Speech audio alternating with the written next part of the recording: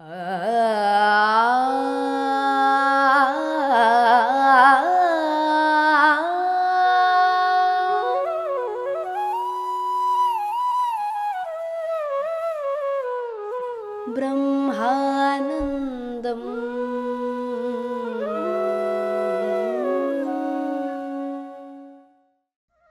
नमस्कार दोस्तों, ब्रह्मानंदम शो में एक बार फिर आपका स्वागत करती हूँ। आनंद कर्णेश जी द्वारा रचित एक अद्भुत किताब a thousand seeds of Joy, इस किताब से हम आपस में विवेक बांट रहे हैं। दोस्तों, हम जिस अध्याय के जरिए हम गुजर रहे हैं उसका नाम है दिव्य स्त्री तत्व के 3 आनंद। पिछले एपिसोड के अंत में हमें माँ ये समझा रही थी कि किस प्रकार इस किताब में जो खंड हैं आने वाले हैं, तीसरे और चौथे खंड में किस प्रकार अपने सीता अवतार और द्रौपदी और राधा के अवतार के जरिए उन सारी बातों को माँ सामने लेकर आएगी जो समय के साथ दबा दी गई थी। माँ ने हमें ये भी बताया कि किस प्रकार 5वें अध्याय में वो अपने यशोधरा जन्म के बारे में विस्तार पूर्वक हमें वो सारी बातें बताएंगी जो पितृसत्तात्मक समाज में हमारे सामने नहीं रखी गई। और अब माँ हमें छठे भाग के बारे में यहाँ बता रही है। माँ कह रही है कि जो इस किताब का छठा भाग है, दोस्तों एक बार फिर याद दिला दूं कि इन किताबों को आनंद कर्णेश जी ने जिस प्रकार संग्रहित किया है उसे भागों में विस्तार पूर्वक उसे खंडों में बांटा है। उसके बाद हर एक खंड में कुछ अध्याय हैं उससे संबंधित। तो यहाँ पर माँ हमें उन खंडों के बारे में पहली सूचना दे रही है कि उस खंड में किन चीज़ों का जिक्र हुआ है। तो इस छठे खंड में आनंद कर्णेश जी से माँ कह रही कि तुम मुझसे अपने जिंदगी के बारे में, अपने आध्यात्मिक परिवर्तन के बारे में उससे संबंधित प्रश्न पूछ सकते हो, मैं उसका जवाब दूंगी। माँ ये कहती है आनंद कर्णेश जी से कि तुम जिस दौर से गुजर रहे हो वो ये दौर है कि तुम तीसरे चक्र से अपने हृदय चक्र की तरफ बढ़ रहे हो, अनाहत चक्र की तरफ बढ़ रहे हो। तो माँ कहती है कि तुम इन 2 चक्रों के बारे में, तीसरा चक्र जो कि मणिपूरक चक्र है और चौथा चक्र जो अनाहत चक्र है, इन दोनों चक्रों के बारे में तुम मुझे विस्तार पूर्वक प्रश्न कर सकते हो क्योंकि तुम तीसरे चक्र से उस अनाहत चक्र की तरफ बढ़ रहे हो। तो फिर माँ कहती है जो अंतिम खंड है, तो छठे खंड के बारे में हम बात कर चुके हैं दोस्तों, तो अगला खंड हुआ 7वां खंड। तो माँ कहती है कि जो अंतिम खंड है इस किताब का, उस खंड में मैं तुम्हें मार्गदर्शन दूंगी। किस बात के लिए?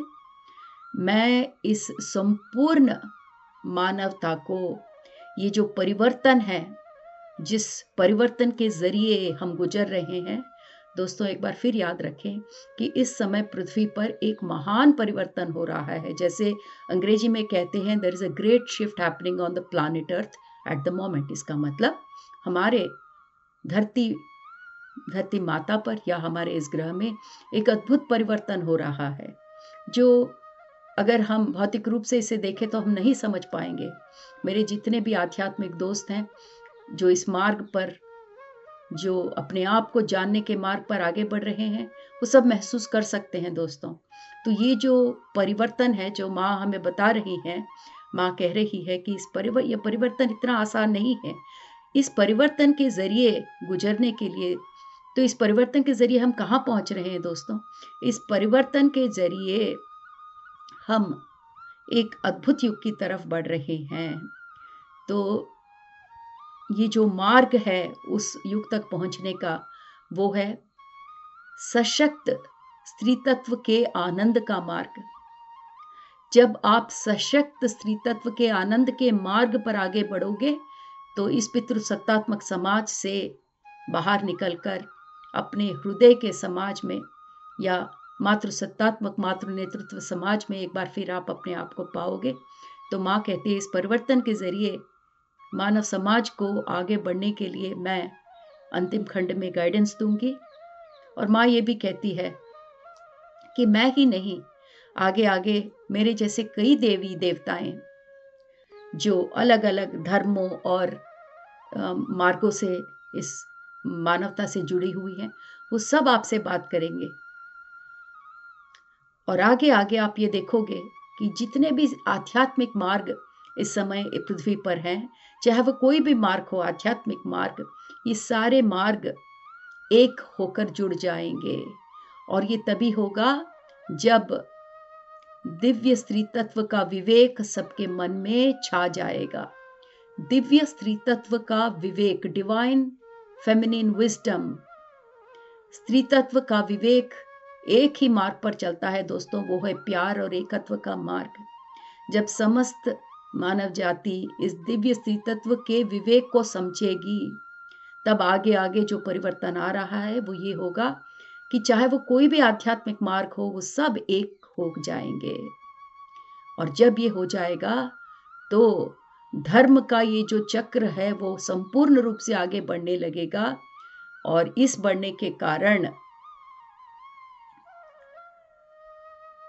स्त्री तत्व को संपूर्ण रूप से शक्तिकरण किया जाएगा। मतलब स्त्री तत्व शक्तिपूर्ण हो जाएगा। इसका मतलब ये नहीं है कि पुरुषत्व को नीचा दिखाया जाए।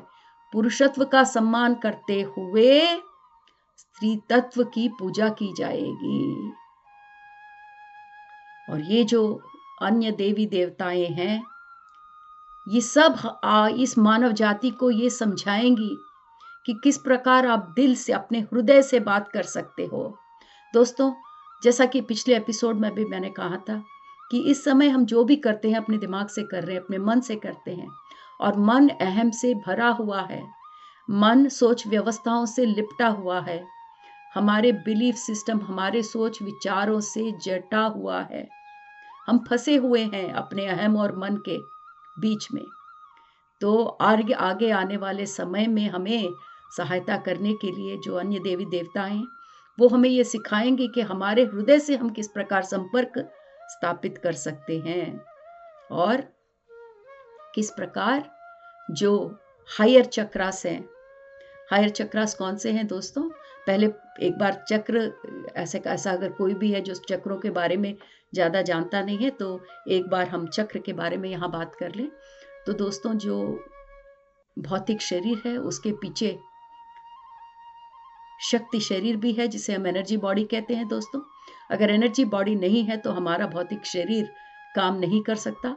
हमारे भौतिक शरीर को जितनी भी शक्ति मिलती है वो शक्ति शरीर के कारण ही मिलती है, एनर्जी बॉडी के कारण। और उस एनर्जी बॉडी में जो एनर्जी समय मिलती है वो उन चक्रों के द्वारा मिलती है दोस्तों। तो हमारे एनर्जी बॉडी को इन 6 चक्रों ने डिवाइड करके रखा है, ताकि हर एक चक्र अपने पास के सिस्टम को एनर्जी भेजता है। तो सबसे पहला हमारा चक्र जो है वो मूलाधार चक्र है, जो रूट है, जो हमारे बैकबोन के बिल्कुल नीचे पाया जाता है।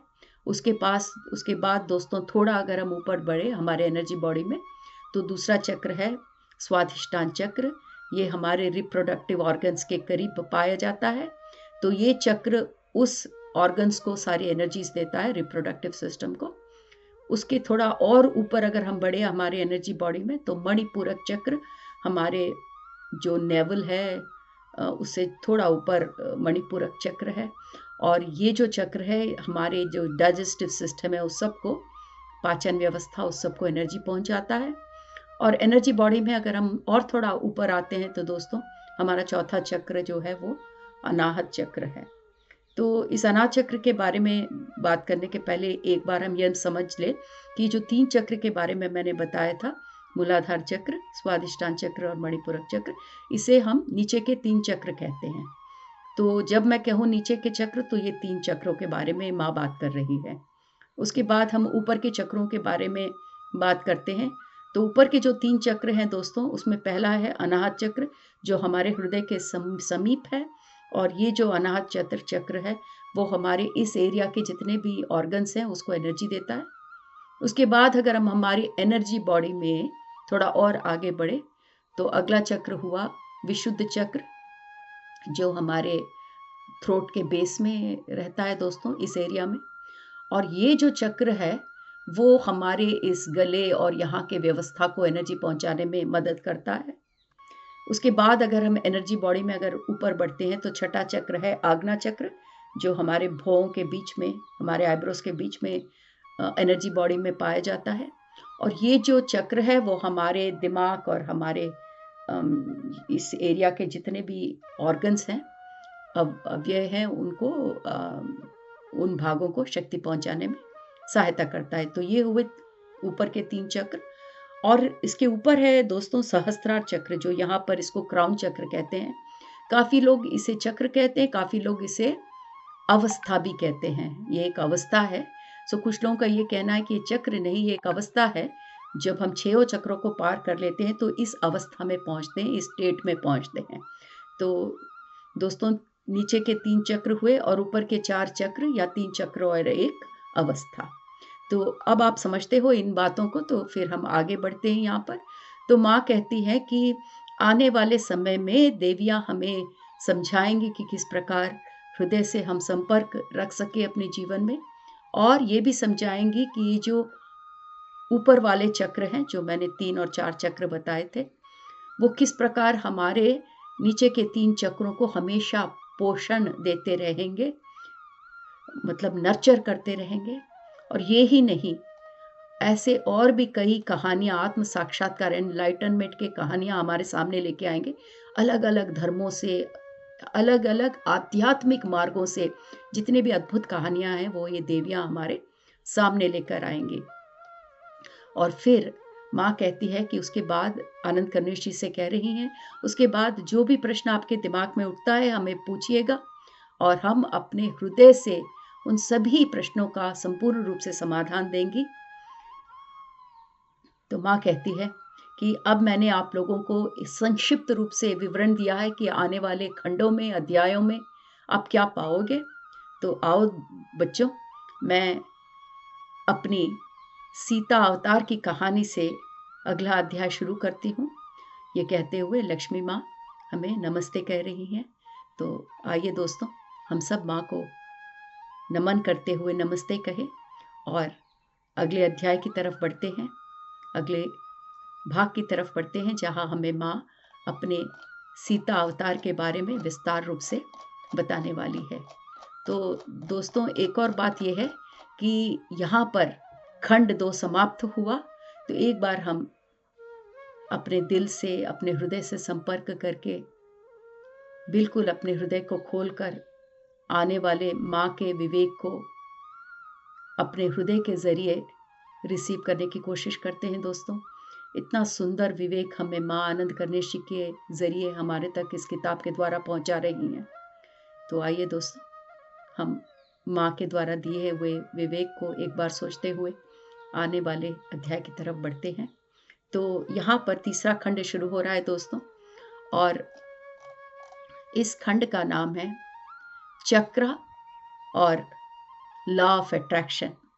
तो यहाँ पर रामायण को उदाहरण देते हुए चक्र समूह और लॉ ऑफ अट्रैक्शन के बारे में इस खंड के द्वारा माँ हमें समझाना चाहती है, रामायण का उदाहरण देते हुए। और ये खंड के आरंभ में माँ हमें इस विश्व का, इस ब्रह्मांड का जो आनंद का मंत्र है उसे हमारे समक्ष रख रही हैं। तो दोस्तों आइए उस सार्वभौमिक आनंद के मंत्र को दोहराते हैं माँ के साथ। लोका समस्ता सुखिनो भवन्तु, लोका समस्ता सुखिनो भवन्तु, लोका समस्ता सुखिनो भवन्तु।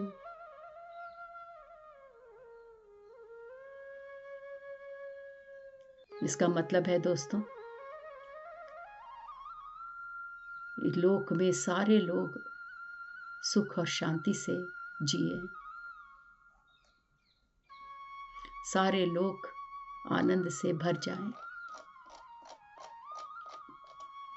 आइए दोस्तों, तो इस भाग में जो भाग हम यहाँ से शुरू कर रहे हैं दोस्तों, जहाँ माँ हमें चक्र और लॉ ऑफ अट्रैक्शन रामायण को उदाहरण देते हुए इस तीसरे भाग में, तीसरे खंड में जो माँ हमें शुरू कर रही है, उसमें पहला अध्याय, उसका नाम है माय सोलमेट्स रामा एंड रावणा। बड़ा ही दिलचस्प नाम है इस अध्याय का दोस्तों। किताब का ये 12वां अध्याय है और इस खंड का पहला अध्याय, तो हम 12वां अध्याय के नाम से इसे जानते हैं दोस्तों। और इस अध्याय का शीर्षक है मेरे सोलमेट राम और रावण। हमें कितनी हंसी आती है ना। राम को तो हम समझ सकते हैं दोस्तों, माँ का सोलमेट, पर रावण भी माँ का सोलमेट। पर माँ ने हमें प्रॉमिस किया था कि ऐसी कई बातें जो हम जानते नहीं हैं, ऐसे कई सोच व्यवस्था के कारण हम जिस कोने में फंस कर रह गए हैं इस पितृसत्तात्मक समाज में, माँ ने हमें प्रॉमिस किया था कि हमें उस कोने से बाहर निकालकर उन सब बातों पर रोशनी डालेंगी जो बातें हमारे से छुपा दी गई हैं। तो आइए हम इस अध्याय को आगे बढ़ाते हैं। यहाँ पर आनंद कर्णेश जी ये अध्याय माँ लक्ष्मी जी को नमस्ते कहते हुए आरंभ करते हैं। आइए हम भी माँ को नमन करते हुए आगे बढ़ते हैं। यहाँ लक्ष्मी जी भी हमें नमस्ते कह रही हैं। आनंद जी माँ से कह रहे हैं कि माँ, हमें इतनी खुशी हो रही है कि रामायण में जो आपका सीता अवतार है उसके बारे में आपके मुख से हम डायरेक्टली आपके अवतार के बारे में जानने वाले हैं। हमारे खुशी की कोई सीमा नहीं है माँ। आनंद कर्णेश ये भी कहते हैं कि हमने जो भी कुछ रामायण जाना उसके मुताबिक हमें ये ज्ञात हुआ कि रावण एक दुष्ट राजा है और दुष्ट राजा था जिन्होंने आपका अपहरण किया, आपसे विवाह करने की इच्छा रखता था। आपके जो पति थे राम, उन्हें रावण के साथ एक बहुत ही लंबा युद्ध करना पड़ा उन्हें हराने के लिए, और उनको हराकर आपको वो घर लेकर आए। घर आने के पश्चात भी आपको कई कठिनाइयों और चुनौतियों का, अपमान का सामना करना पड़ा। तो हमारे द्वारा जो जानी गई रामायण है उसका सारांश ये है माता, क्या ये ठीक है, क्या ये सही है? तो यही तो रामायण हम जाने हैं दोस्तों इतने दिनों तक। अभी हाल में ही तो हमने वो किताब के जरिए और भी सीता माता के बारे में थोड़ा कुछ जाना। जिन्होंने the untold story of Sitayan मेरे साथ पिछले 2 सालों में टीवी सीरियल्स के जरिए सुना है, उन्हें ज्ञात होगा कि ऐसी कई चीज़ें जो रामायण में घटी हैं हमें ज्ञात नहीं था। और उस किताब के ज़रिए देना मरियम जी के द्वारा लिखी हुई the untold story of Sita के ज़रिए हमने कितना कुछ जाना। और आज हमें एक बार फिर मौका मिल रहा है लक्ष्मी माता के मुख से सुनने का कि उनके सीता अवतार में ऐसी कौन सी चीज़ें हैं जो हम नहीं जानते हैं। तो आइए दोस्तों, आनंद कर्णेश जी द्वारा पूछे हुए इस प्रश्न का जवाब हमें माँ दे रही हैं। तो माँ कहती है कि जिस समय के बारे में हम बात कर रहे हैं, तो माँ हमें सीन सेट कर रही है, हमें बता रही है कि वो कौन सा समय था जब ये रामायण घटी थी। माँ कहती है, अनेक कहानियों के तरह हर कहानी की एक सच्चाई होती है, और जिस प्रकार से हम सुनना चाहते हैं रोमांटिक, वैसे उसका वो भी पहलू होता है। माँ हंस रही हैं। माँ हंसते हुए ये बताने की कोशिश कर रही हैं, किसी भी कहानी को हम अलग अलग दृष्टिकोण में सुन सकते हैं जैसा भी हम चाहते हैं। माँ कहती है कि ये जो मेरा अवतार था, सीता अवतार रामायण में, बहुत ही लंबा अवतार था।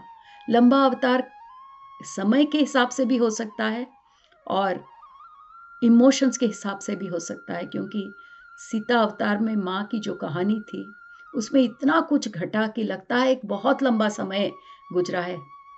माँ कहती है कि उस अवतार में मैंने अकेलापन का महसूस किया, क्योंकि मेरा अपहरण करने के बाद मुझे अलग रखा गया, अकेले में रखा गया। जब मुझे अलग रखा गया तो मैंने अकेलापन महसूस किया। हम सब जानते हैं दोस्तों, माँ का जब अपहरण हुआ था तो माँ अशोक वन में अपने आप अकेले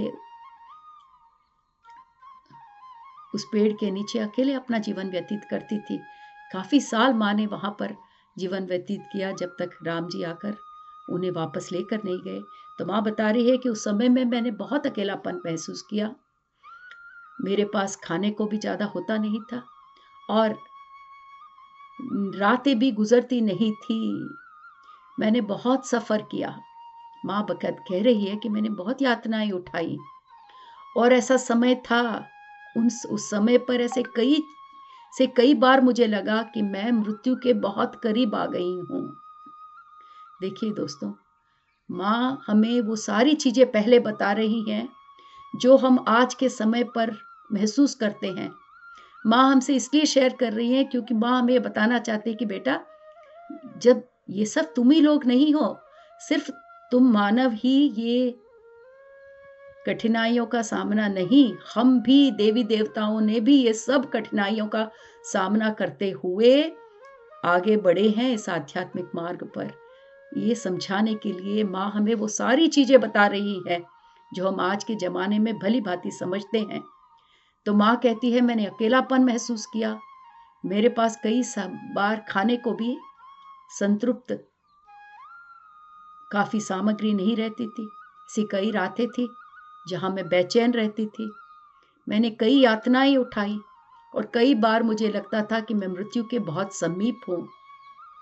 यही नहीं, कई बार मैं अपने आप में अपना विश्वास भी खो बैठती थी। पर ये सब के बीच में मैंने अपने आप को उस पीड़ा के स्थल पर रहने के लिए अलाउ किया। इसका मतलब क्या है? अलाउ का मतलब क्या है? माँ को कौन अलाउ करना है? माँ अलाउ का शब्द क्यों उपयोग कर रही है? दोस्तों, माँ हमें ये समझाना चाहती है कि जब भी हम मुश्किल दौर से गुजरते हैं, जब भी हम कठिनाइयों से गुजरते हैं, सफरिंग से गुजरते हैं, तो हमारे मन में कई मनोभावनाएं जागृत होती हैं। जब हम पीड़ा, चाहे वो खुशी हो या दुख हो या पीड़ा हो, हमारे मन में कई भावनाएं जागृत होती हैं। पर जब हम पीड़ा से गुजरते हैं दोस्तों, तो हम वहाँ रहना नहीं चाहते। हालांकि भौतिक रूप से हम उस पीड़ा वाले स्थल में हो, पर मानसिक रूप से हम कहीं और रहना चाहते हैं, क्योंकि हम वो पीड़ा का ये जो इमोशन है उसको महसूस नहीं करना चाहते। क्यों? क्योंकि हमें इसी प्रकार सिखाया गया इस समाज में कि अपनी पीड़ा को भूलने का एक मार्ग ये है कि अपने मन को कहीं और व्यस्त करो। तो हम अपने पीड़ा को मानसिक रूप से भुलाने की हर कोशिश करते हैं और इसीलिए हम इस पीड़ा से कभी उभर नहीं पाते, क्योंकि हमने इस अनुभव को पूर्ण रूप से अनुभव किया ही नहीं है। इसलिए माँ ने ये शब्द प्रयोग किया है कि मैंने अपने आप को उस दर्द और पीड़ा से बाहर आने के लिए मजबूर नहीं किया। मैंने उसी जगह रहकर उस पीड़ा को महसूस किया, अपने आप को अलाउ किया, क्योंकि हम अपने आप को अलाउ नहीं कर रहे हैं दोस्तों। हम नहीं चाहते कि हम उस पीड़ा के मानसिक प्रकोप का अनुभव कर पाएं। तो परमा कहती है, मैंने अपने आप को अलाउ किया। मैं समझती थी कि ये मेरा दैविक मार्ग है, मेरा डिवाइन प्लान है। जो भी कुछ मेरे साथ हो रहा है, ये मेरा सोल पाथ है। इसलिए माँ को मालूम था कि ये सब मेरा डिवाइन प्लान है। अगर मैं यहाँ से अपने आप को बाहर भगाने की कोशिश करूंगी मानसिक रूप से, तो मेरा सोल पाथ फिर से मुझे यहीं लेकर आएगा। इसलिए माँ कहती है कि मैंने अलाउ किया कि मैं वहां पर रहूं, क्योंकि माँ कहती है कि जब भी मनुष्य दुख सागर में डूब जाते हो, तो याद रखो कि उस दुख सागर में डूबने का एक मकसद है, उसका एक पर्पस है। इसीलिए आप कठिनाइयों का सामना कर रहे हो और दुख हो, क्योंकि वो आपका सोल पाथ है, वो आपका दिव्य प्रणाली है। जो दिव्य प्रणाली आप, वो डिवाइन प्लान जो आप लिख कर लेकर आए हो इस जन्म के लिए, ये कठिनाइयां उसका भाग है। ये समझना बहुत जरूरी है दोस्तों। और अपने अवतार के जरिए माँ हमें ये सिखा रही है कि बेटा, ये मत सोचो कि सिर्फ आप ही लोग कठिनाइयों का सामना कर रहे हो। मैंने भी मेरे सीता अवतार में बहुत कठिनाइयों का सामना किया, पर मैंने अपने आप को उस कठिनाइयों के जो मनोभावनाएं हैं वहां रहने की अनुमति दी, वहां से भागने की कोशिश नहीं की, क्योंकि मैं जानती थी कि ये मेरा आत्मपथ है, सोल पाथ है। और हम सबको माँ ये बता रही है कि जब भी आप कठिनाइयों के गहराइयों में डूब जाते हो और जिंदगी से भरोसा हट जाता है, एक बार याद रखो कि ये आपका सोल पाथ है। वहां से भागने की कोशिश करने के बजाय उसको अनुभव करने का प्रयत्न करो। तो दोस्तों, आज का एपिसोड हम यहाँ समाप्त करते हैं। अगले एपिसोड में हम फिर यहाँ से आगे बढ़ाएंगे। धन्यवाद दोस्तों।